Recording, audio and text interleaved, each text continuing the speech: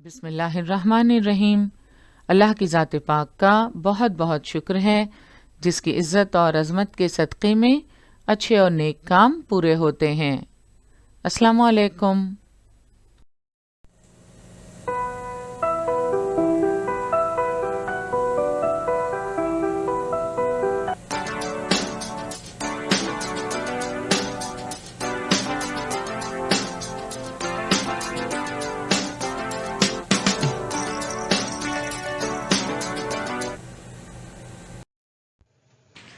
बृहन्मुंबई महानगर पालिका शिक्षण विभाग के तहत जारी वर्चुअल ट्रेनिंग सेंटर की जानिब से पेश होने वाले ई लर्निंग सेशन में आपका इस्तकबाल है।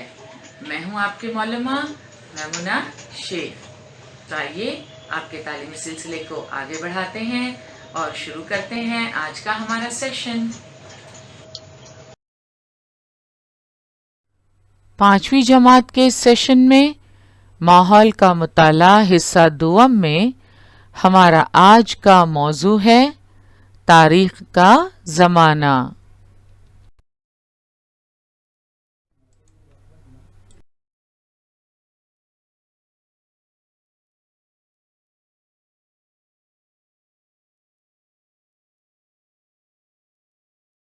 दरियाओं की वादियों में परवान चढ़ने वाली मुख्तलिफ शहरी तहजीबों के मुतालिक मालूमात हासिल करने से पहले आइए अपनी साबका मालूमात को ताज़ा कर लेते हैं।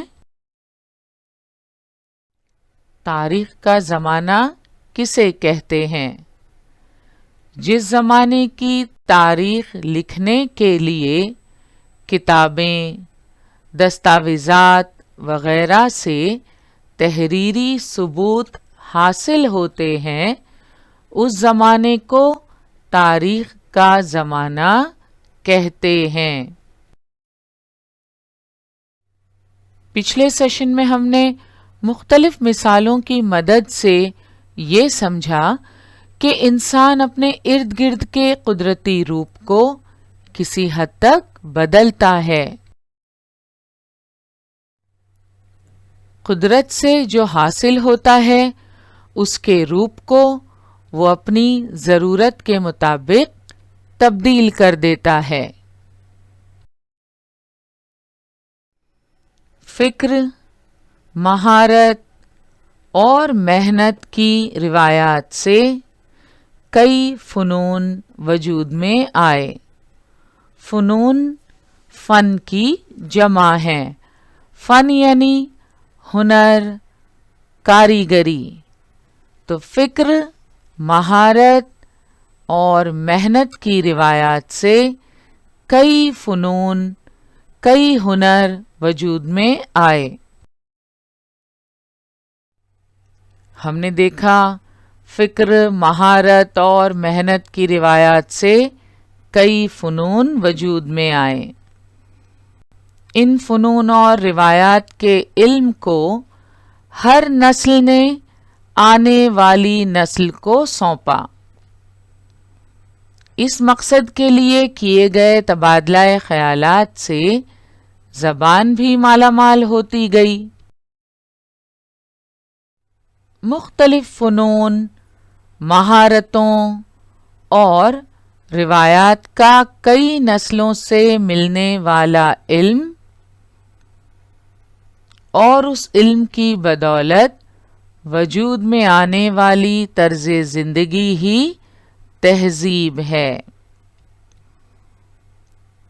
तो तहजीब के क्या मानी हैं? मुख्तलिफ फ़नून, महारतों और रिवायात का इल्म जो एक नस्ल से दूसरी नस्ल में मुंतकिल होता है और उस इल्म की बदौलत जो तर्ज ज़िंदगी वजूद में आती है वही तहजीब है। तो तहजीब में वो तमाम बातें शामिल हैं जो एक नस्ल से दूसरी नस्ल में मुंतकिल होती हैं और हमारा तर्ज ज़िंदगी बन जाती हैं। इसमें मुख्तलिफ फ़नून, महारतें, रस्म व रिवाज, روایات، کپڑے پہننے، کھانا بنانے، کھانا کھانے کا طریقہ، تہوار منانے کا طریقہ، ہر چیز شامل ہے۔ تو تہذیب کے کیا معنی ہیں؟ مختلف فنون، مہارتوں اور روایات کا کئی نسلوں سے ملنے والا علم، اور اس علم کی بدولت وجود میں آنے والی طرز زندگی ہی تہذیب ہے۔ تہذیب کے معنی سمجھنے کے بعد اب ہم دریاؤں کی، وادیوں کی شہری تہذیب کے متعلق معلومات حاصل کریں گے۔ اب ہم دریاؤں کی وادیوں میں پروان چڑھنے والی مختلف شہری تہذیبوں کا مطالعہ کریں گے، مگر یہاں ایک بات غور کرنے والی ہے۔ انسان نے دریاؤں کے کنارے ہی کیوں بستیاں بسائیں؟ مختلف شہری تہذیبیں دریاؤں کی وادیوں میں ہی کیوں پروان چڑھیں؟ آئیے معلوم کرنے کی کوشش کرتے ہیں۔ پتھر کے جدید زمانے کی تہذیب زراعت پر انحصار کرنے والی زندگی پر مبنی تھی۔ کھیتی کی پیداوار اچھی ہونے کے لیے زرخیز زمین اور سال بھر آبپاشی کی ضرورت ہوتی ہے۔ مسکن سے گاؤں بستیاں، اس سبق میں ہم پڑھ چکے ہیں کہ کھیتی باڑی کی ابتدا پتھر کے جدید زمانے کی تہذیب کی خصوصیت ہے۔ طویل عرصے تک کے لیے کافی ہونے والے اناج کا انتظام کھیتی باڑی کے ذریعے ممکن ہو گیا۔ اس لیے اس دور میں مستقل طور پر شکار کرنے کی ضرورت باقی نہیں رہی۔ اس وجہ سے مسلسل بھٹکنے کی ضرورت بھی نہیں رہی۔ اس کے علاوہ کھیتی باڑی کے کاموں کی نوعیت کی وجہ سے انہیں ایک ہی مقام پر رہنا ضروری ہو گیا۔ تو پتھر کے جدید زمانے کی تہذیب زراعت پر انحصار کرنے والی زندگی پر مبنی تھی۔ کھیتی کی پیداوار اچھی ہونے کے لیے زرخیز زمین اور سال بھر آبپاشی کی ضرورت ہوتی ہے۔ فطری طور پر پتھر کے جدید زمانے کے انسان نے دریاؤں کے کنارے بستیاں بسائیں۔ دریاؤں کی وادیوں میں پتھر کے جدید زمانے کی تہذیب پروان چڑھی۔ دریاؤں کی وادیوں میں پتھر کے جدید زمانے کی تہذیب پروان چڑھنے کی کیا وجوہات ہیں؟ کھیتی کی پیداوار اچھی ہونے کے لیے زرخیز زمین اور سال بھر آب پاشی کی ضرورت ہوتی ہے۔ اچھی فصل کے لیے زمین کا زرخیز ہونا، فصلوں کو پانی ملنا بہت ضروری ہے۔ تو کھیتی کی پیداوار اچھی ہونے کے لیے زرخیز زمین اور سال بھر آبپاشی کی ضرورت ہوتی ہے۔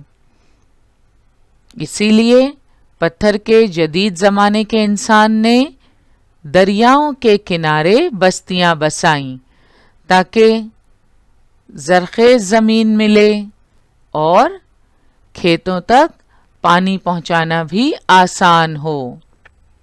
اس طرح دریاؤں کی وادیوں میں پتھر کے جدید زمانے کی تہذیب پروان چڑھی۔ مختلف مہارتوں کے ذریعے پیداوار میں اضافہ، پہیے کا استعمال، تجارت کی ترقی اور خوشحالی، ترقی یافتہ رسم الخط کا استعمال وغیرہ، ان باتوں کی وجہ سے پتھر کے جدید زمانے کی تہذیب سے شہری تہذیب وجود میں آئی۔ مستقل زندگی کی ابتدا، اس سبق میں ہم پڑھ چکے ہیں کہ کھیتی باڑی کی وجہ سے گروہ کے تمام لوگوں کی ضروریات کی تکمیل کے بعد بھی باقی بچ جائے اتنا اناج ملنے لگا۔ اس طرح گروہ کی بعض عورتوں اور مردوں کو نئی باتیں دریافت کرنے اور اپنے تصور کی بنیاد پر نئی مہارتوں کی نشوونما کرنے کا بھرپور وقت ملنے لگا۔ ایسی مہارتیں اور ہنر سیکھنے والے لوگوں کو ان کے ہنر کے مطابق کام سونپے گئے۔ اس لیے مٹی کے برتن بنانے والے، مورتی بنانے والے، کھیتی کے اوزار بنانے اور ان کی مرمت کرنے والے کئی کاریگر تیار ہو گئے۔ مختلف مہارتوں کی وجہ سے پیداوار میں اضافہ ہوا۔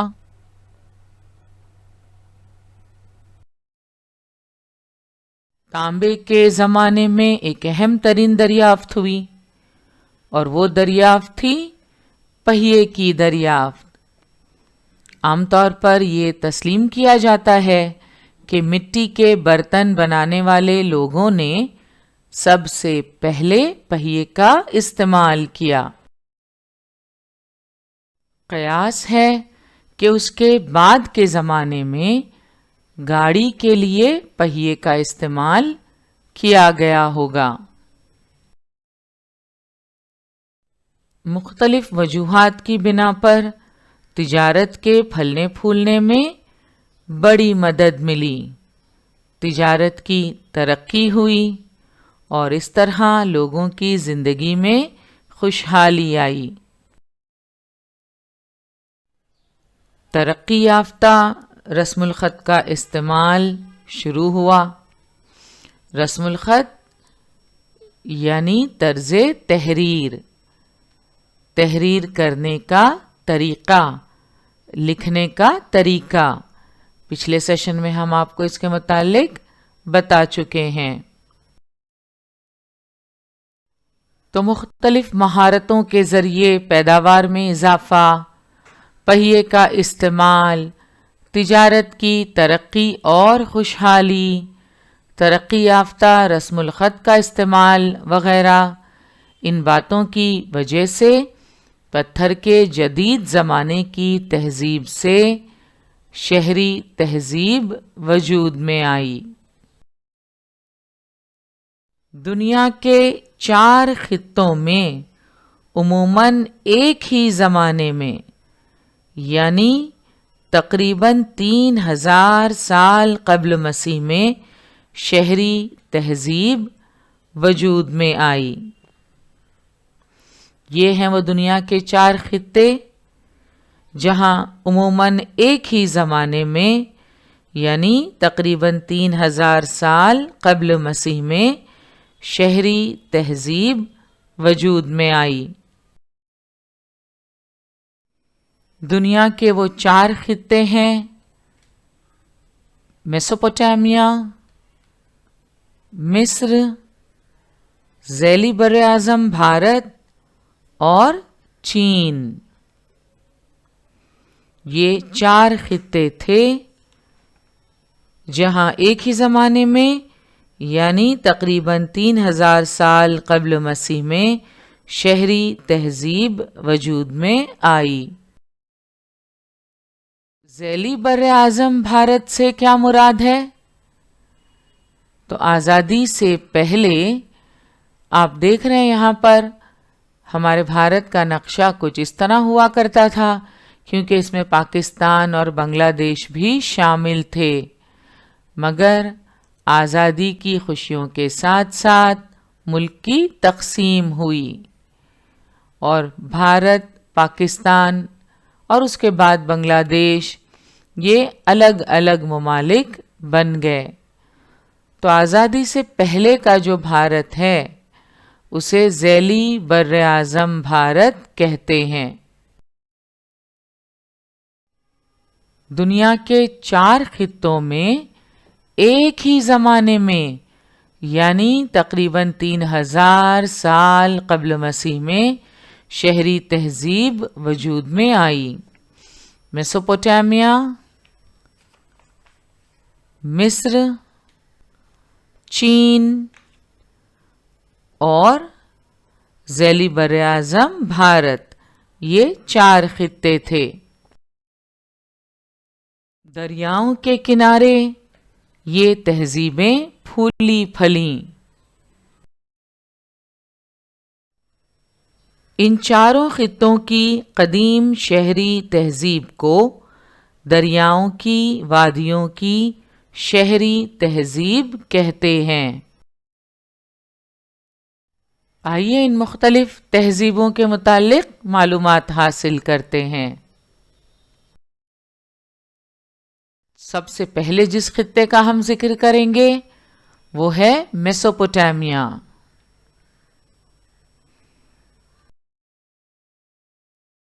میسوپوٹیمیا کسی ملک کا نہیں بلکہ ایک خطے یا علاقے کا نام ہے۔ میسوپوٹیمیا کا مطلب ہوتا ہے 2 دریاؤں کا درمیانی علاقہ، یعنی 2 آبا۔ آب کا مطلب ہوتا ہے پانی، تو ایسا علاقہ جو 2 دریاؤں کا درمیانی علاقہ ہو اسے میسوپوٹیمیا کہتے ہیں۔ میسوپوٹیمیا یعنی 2 آبا۔ قدیم میسوپوٹیمیا یعنی دجلہ اور فرات دریاؤں کا بیچ کا علاقہ ہے۔ ذرا قریب سے دیکھتے ہیں۔ دجلہ اور فرات، جنہیں انگریزی میں کہتے ہیں ٹگرس اور یوفریٹس۔ دجلہ یعنی ٹگرس ریور اور فرات یعنی یوفریٹس ریور۔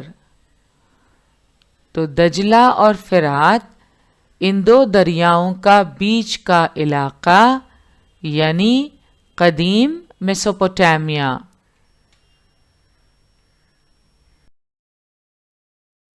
یہ دونوں دریا بالخصوص ترکستان، سیریا اور عراق ممالک سے بہتے ہیں۔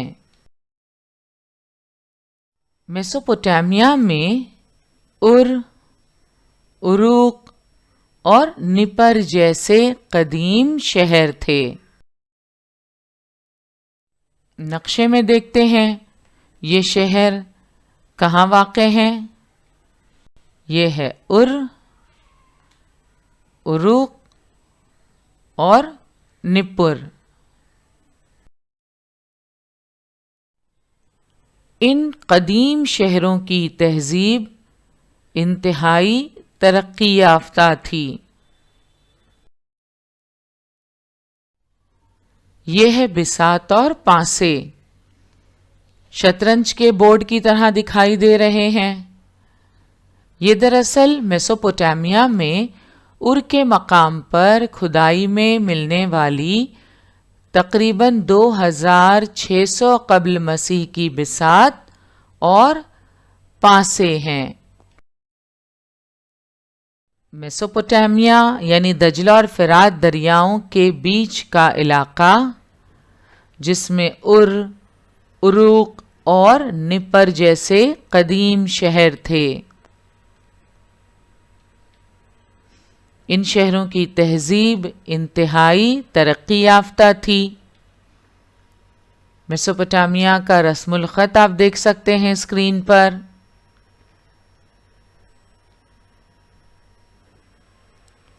یہ ہے دریاؤں کی وادیوں کی شہری تہذیب، میسوپوٹیمین سویلائزیشن۔ आज मेसोपोटामिया कहाँ है, कौन सा इलाका है? तो दुनिया के नक्शे में आज मेसोपोटामिया नाम की कोई कंट्री या इलाका हमें दिखाई नहीं देगा। आज इस इलाके में सदर्न टर्की यानी जनूबी तुर्की, मशरक़ी सीरिया और इराक का काफ़ी इलाका शामिल है।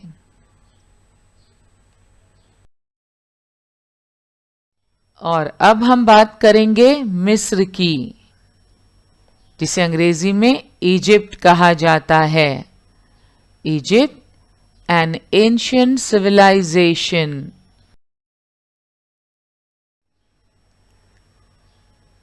बर्र-ए-आज़म अफ्रीका के शुमाल में सहारा रेगिस्तान के मशरक़ी हिस्से में दरियाए नील बहता है। हम पढ़ चुके हैं कि कदीम शहरी तहजीबें दरियाओं की वादियों में परवान चढ़ी। बर्र-ए-आज़म अफ्रीका के शुमाल में सहारा का रेगिस्तान आप नक्शे में देख सकते हैं। सहारा रेगिस्तान के मशरक़ी हिस्से में दरियाए नील बहता है। दरियाए नील की वादी में दुनिया की एक तरक्की याफ्ता कदीम शहरी तहजीब परवान चढ़ी।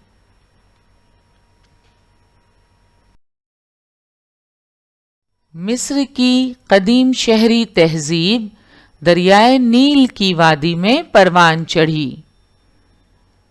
दरियाए नील, जिसे अंग्रेजी में नाइल रिवर कहा जाता है, बर्र-ए-आज़म अफ्रीका के शुमाल में सहारा रेगिस्तान के मशरक़ी हिस्से में दरियाए नील बहता है। इस दरिया की वादी में दुनिया की एक तरक्की याफ्ता कदीम शहरी तहजीब परवान चढ़ी। वो तहजीब मिस्र की पुरानी तहजीब थी। इन तस्वीर की मदद से हमें मिस्र की पुरानी तहजीब को समझने में मदद मिलती है।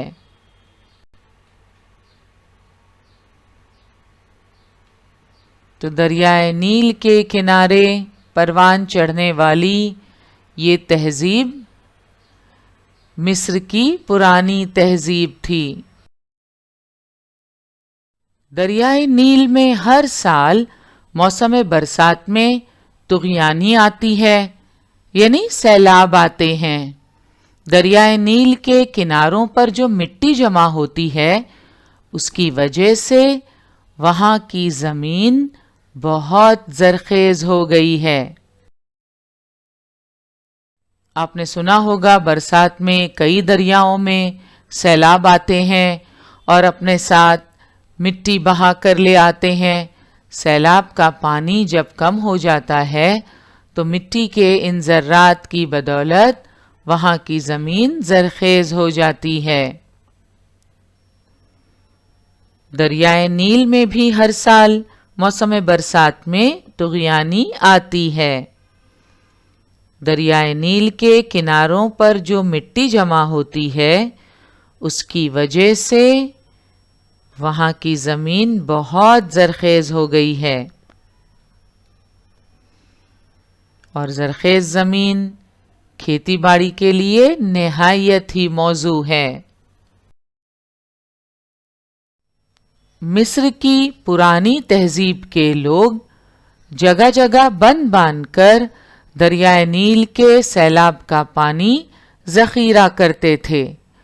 उस पानी में मौजूद मिट्टी नीचे बैठ जाने के बाद उस पानी से सिंचाई का काम लिया जाता था।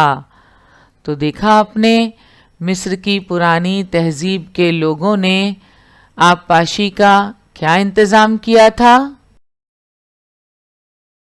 دریائے نیل میں ہر سال موسم برسات میں سیلاب آتے ہیں۔ مصر کی پرانی تہذیب کے لوگ کیا کیا کرتے تھے؟ جگہ جگہ بند باندھ کر دریائے نیل کے سیلاب کا پانی ذخیرہ کرتے تھے۔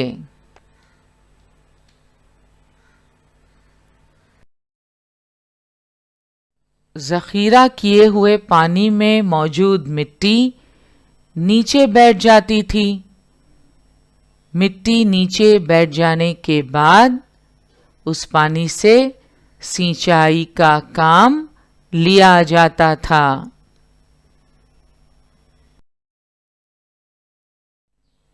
قدیم مصر میں لوگوں نے جو امور انجام دیے ان میں خاص کام گھر کی تعمیر کا سائنس تھا۔ وہاں کے احرام اور عبادت خانوں کی عظمت اس بات کی گواہ ہے۔ عمارتیں تعمیر کرنے کے لیے انہوں نے بطور خاص مٹی کی کچی اینٹیں اور پتھر استعمال کیے۔ ریاضی، طب، آبپاشی کا طریقہ جیسے میدانوں میں انہوں نے خوب ترقی کی تھی۔ وہاں بہترین قسم کے آبی جہاز تعمیر کیے جاتے تھے۔ نیلے رنگ کی پالش دی ہوئی مٹی کی اشیاء کی پیداوار، پپائرس نامی درخت سے کاغذ سازی کا فن جیسے میدانوں میں بھی انہوں نے خاص طور پر ترقی کی تھی۔ دریائے نیل کی وادی میں پروان چڑھنے والی قدیم مصر کی تہذیب میں لوگوں نے جو امور انجام دیے ان میں خاص کام گھر کی تعمیر کا سائنس تھا۔ جی ہاں، گھر کی تعمیر کا سائنس۔ وہاں کے احرام اور عبادت خانوں کی عظمت اس بات کی گواہ ہے۔ ایجپشین پیرامڈز، جنہیں ہم اہرام مصر کہتے ہیں، دنیا کے 7 عجائبات میں سے ایک ہیں۔ مصر کی یہ اہرام اور عبادت خانوں کی عظمت اس بات کی گواہ ہے کہ قدیم مصر میں لوگوں نے جو کام انجام دیے ان میں خاص کام گھر کی تعمیر کا سائنس تھا۔ مخصوص انداز سے بنائے گئے یہ اہرام جنہیں دیکھنے کے لیے دنیا بھر سے لوگ ہر سال مصر جاتے ہیں۔ یہ اہرام دراصل کیا ہیں؟ یہ اس وقت کے راجا جو فرعون کہلاتے تھے ان کے مقبرے ہیں۔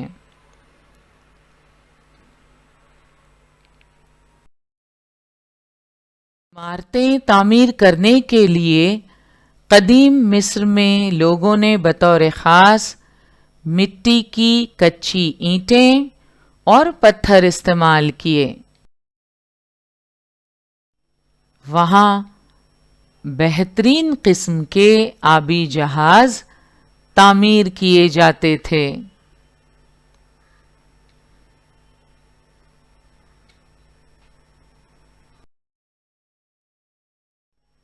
نیلے رنگ سے پالش دی ہوئی یہ مختلف اشیاء آپ دیکھ رہے ہیں، دراصل نیلے رنگ کی پالش دی ہوئی مٹی کی اشیاء سے یہ چیزیں تیار کی جاتی تھیں۔